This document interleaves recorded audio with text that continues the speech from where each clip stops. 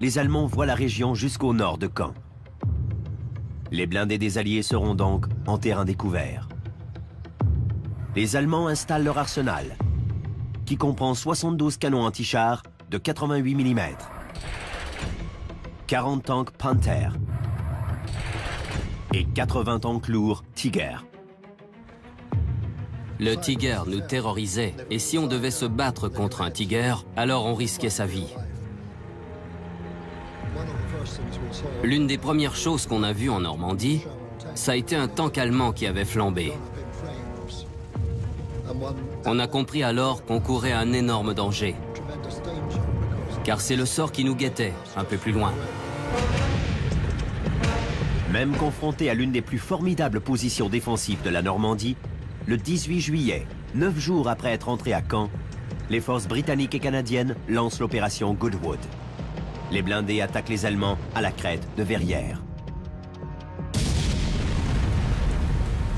La 2e brigade blindée canadienne se retrouve une fois de plus au cœur de l'action. Sa mission, s'emparer du petit village normand au pied de la crête. Je me souviens d'un endroit appelé Saint-André-sur-Orne. On nous avait signalé qu'il y avait 64 tanks allemands à Saint-André. On s'est dit, il y a probablement 8 tanks.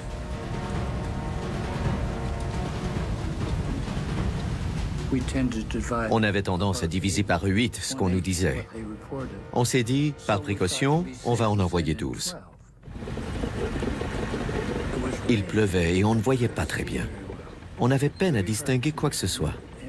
On y est allé et bon sang, il y en avait 64. Il y avait des tanks partout.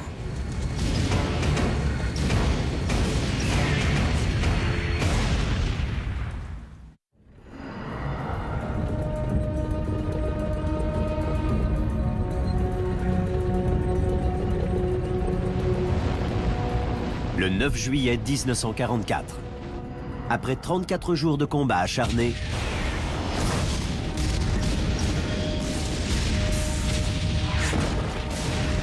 les soldats britanniques et canadiens, épuisés, entrent enfin dans la ville normande de Caen. 9 jours plus tard, ils sont prêts à reprendre leur progression vers les forces américaines qui chassent l'armée allemande du sud de la France. Mais au nord, les Allemands sont loin de s'avouer vaincus. À 8 km au sud de Caen, ils se sont retranchés sur la crête de Verrières. Ils ont plusieurs canons anti-chars et des centaines de tanks. Cette crête est maintenant l'une des positions les mieux défendues en France. Le 18 juillet 1944, les forces britanniques et canadiennes lancent l'opération Goodwood pour déloger les Allemands de la crête.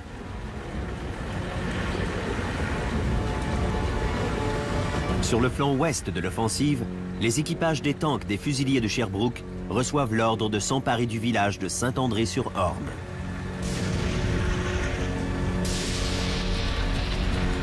On nous avait signalé qu'il y avait 64 tanks allemands à Saint-André. On s'est dit, il y a probablement 8 tanks. On y est allé et bon sang, il y en avait 64. Il y avait des tanks partout.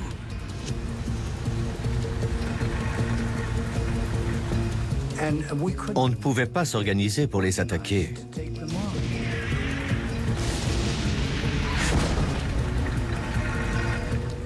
Et il y en a plusieurs qui se sont fait abattre.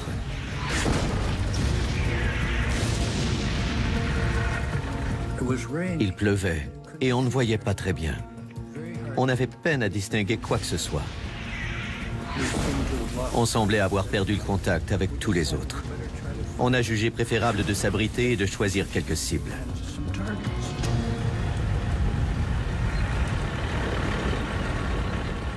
On a trouvé un excellent emplacement. Un immeuble en pierre, à droite, à l'abri du regard et des tirs. Une haie nous dissimulait presque parfaitement. Il y avait 9 panthères à environ 1000 mètres, flancs exposés. J'avais jeté un coup d'œil par la tourelle parce qu'on avait encore des problèmes à voir, à cause de la brume et de la pluie. Un Tiger s'est pointé juste au coin de l'immeuble.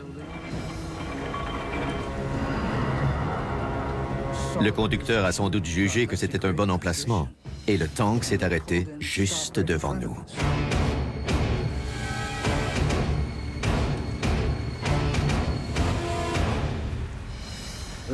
Ça a été l'apparition la plus effrayante que j'ai vue. Il est arrivé, comme ça. On se touchait presque. Il y avait un obus perforant dans le canon. J'ai fait feu et j'ai touché le tank. L'obus a rebondi et ensuite on a tiré aussi vite qu'on le pouvait. À cette cadence, je maintenais le bouton de tir enfoncé, littéralement. Le canon tirait, reculait, se remettait en place, tirait, reculait, se remettait en place. Mon opérateur le rechargeait en vitesse et alors, le Tiger a riposté. Le Tiger pèse 63 tonnes, presque le double du Sherman. Son blindage frontal de 10 cm le rend presque invincible. Son canon de 88 mm peut détruire un tank Sherman à 2 km. Et ce tank Tiger est à 2 pas du tank de Phil Lawrence. Il n'existe pas de mots qui décrivent la violence incroyable de ce tir.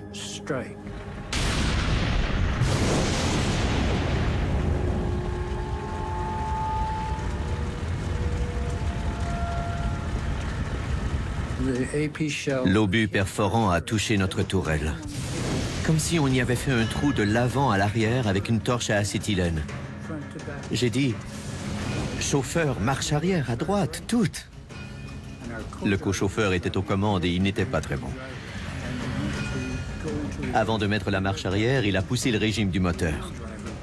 Le vrai chauffeur a pris les commandes et le levier de vitesse. Il l'a foutu en marche arrière en criant à la face du co-chauffeur. Lâche cet embrayage et fous le camp. Et on a reculé.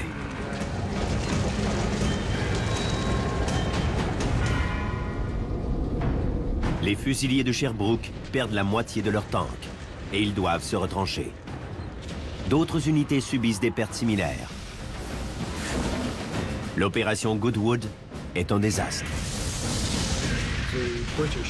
Les Britanniques ont envoyé 800 tanks sur ce terrain découvert, juste au sud de Caen. Et 400 tanks ont été détruits. Juchés sur la crête de Bourguébus-Verrières, les Allemands voyaient à des kilomètres à la ronde. Ils avaient dissimulé leurs gros canons dans des fermes plus bas.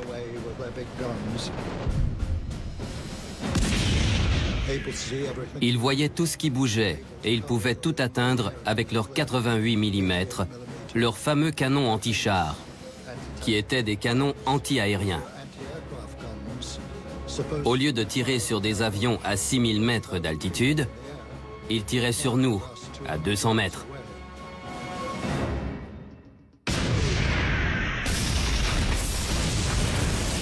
Le 21 juillet, on met fin à l'offensive contre la crête de Verrières, vu les pertes énormes.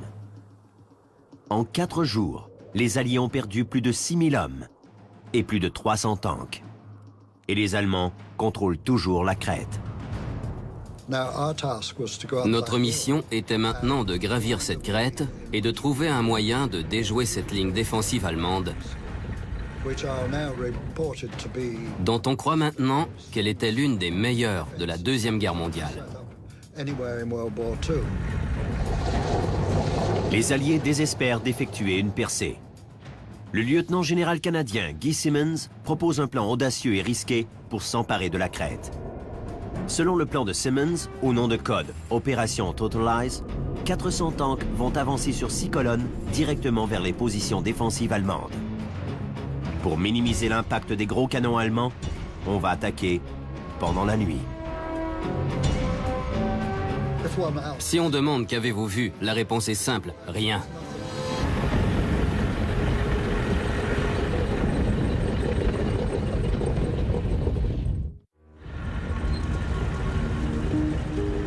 Le 21 juillet 1944.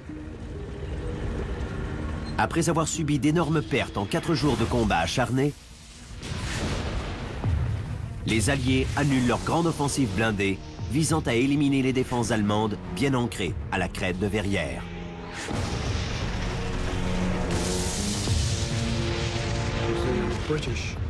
Les Britanniques ont envoyé 800 tanks en terrain découvert, juste au sud de Caen.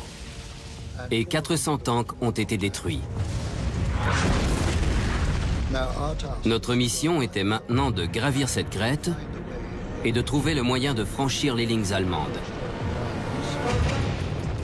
Le lieutenant-général Guy Simmons propose un nouveau plan. Les Alliés doivent s'emparer de cette crête. Cette percée est essentielle à la grande campagne de Normandie. L'opération Totalize, selon son nom de code, prévoit que 400 tanks, appuyés par l'infanterie, vont avancer sur 6 colonnes vers les canons allemands.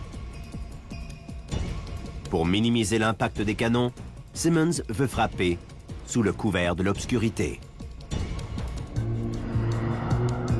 On n'a jamais tenté d'opération nocturne de cette ampleur. Simmons ordonne donc à l'infanterie et aux tanks de répéter l'attaque en plein jour, sans arrêt.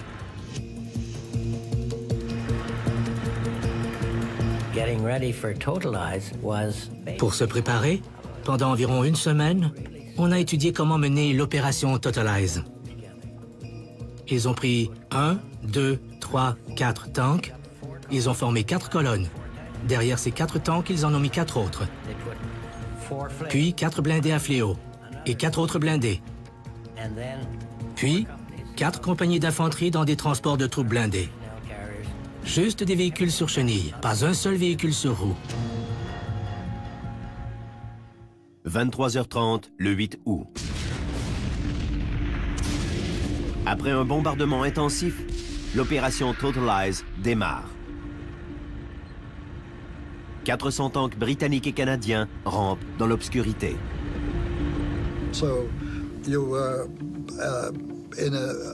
On éprouvait des sentiments divers, de la peur, de la fierté, de l'enthousiasme. On était perplexes.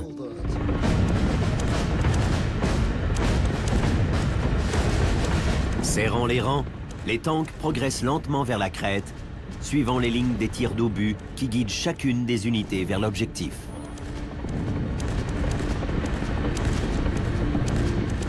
On ne voyait que le feu arrière rouge du tank qui était devant. On fixait donc cette lumière rouge et on suivait en espérant en sortir vivant.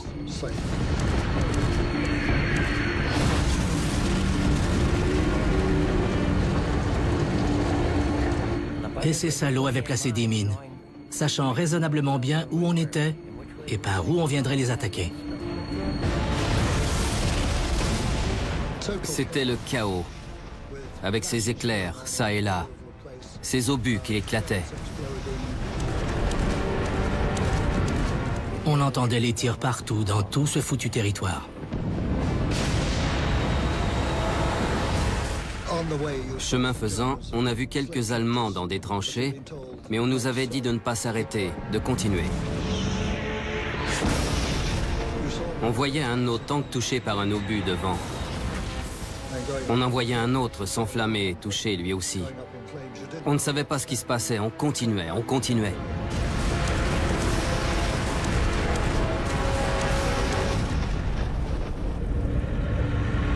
À l'aube, le 8 août, les forces britanniques et canadiennes ont capturé presque toute la crête de Verrières. À midi, les Alliés l'ont conquise.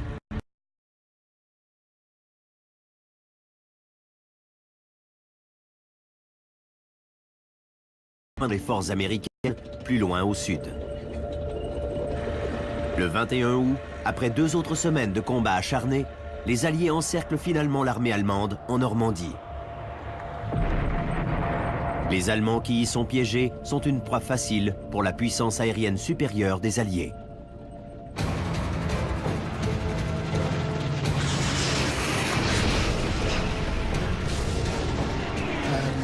Pendant un bout de temps, cet énorme massacre,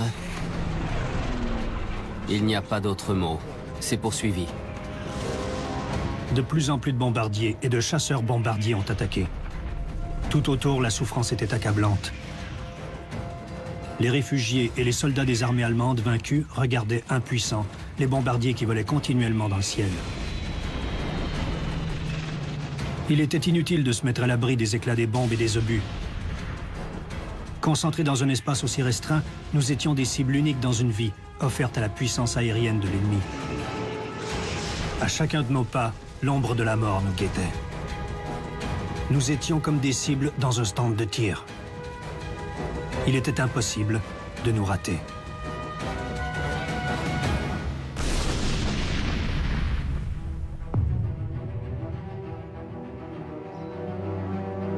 La destruction de l'armée allemande en France marque la fin de la bataille de Normandie. Les pertes allemandes sont horribles. 200 000 tués ou blessés et 1300 tanks détruits. La Normandie est devenue le tombeau des panzers allemands, jadis si puissants. On apprend que de la 12e Panzerdivision SS, 10 tanks et 300 hommes seulement ont pu s'échapper, dont Kurt Meyer, qui sera finalement jugé pour crimes de guerre, y compris pour les meurtres des 18 prisonniers canadiens à l'abbaye d'Ardennes. Mais il ne passera que 9 années en prison. Pour les Alliés, la bataille de Normandie est une grande victoire, acquise à un coût élevé. 50 000 morts et plus de 150 000 blessés. À la bataille de Normandie, les fusiliers de Sherbrooke ont subi certaines de leurs plus lourdes pertes de la guerre. Plusieurs se demandent encore comment ils ont survécu. J'étais dans des tanks qui ont été touchés, mais l'obus n'a pas frappé là où j'étais. J'ai subi des barrages de mortiers, mais aucun n'est tombé là où j'étais. C'est juste de la chance pure. Je pense que tout le monde le reconnaît. Il faut être habile, attentif, prudent et tout cela, mais si on n'a pas la chance de son côté, on ne s'en sortira pas.